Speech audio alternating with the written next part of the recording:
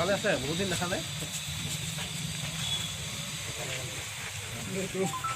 আপুনি আমি যোৱা নাই বুলি কৈছে বোলে, আপোনাৰ লগত অপাৰেশ্যন আছে, আপোনালোকৰ অপাৰেশ্যনটোত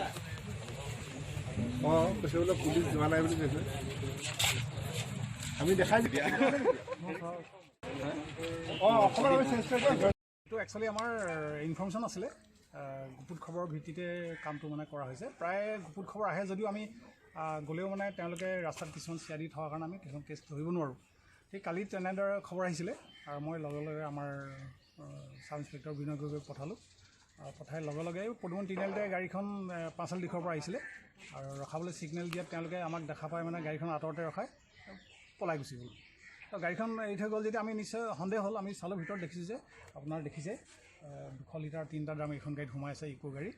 আৰু লগে লগে আমি অফিচলৈ লৈ আহিলোঁ আৰু এতিয়া আমি FIR দি দুলীয়াজান থানাত কেছ দিলোঁ। অপৰাধী ধৰিছেনে? কি ক'লে? অপৰাধী এতিয়া ধৰা হ'ব, 2জন আছিলে। গাড়ীখন কাৰ? গাড়ীখন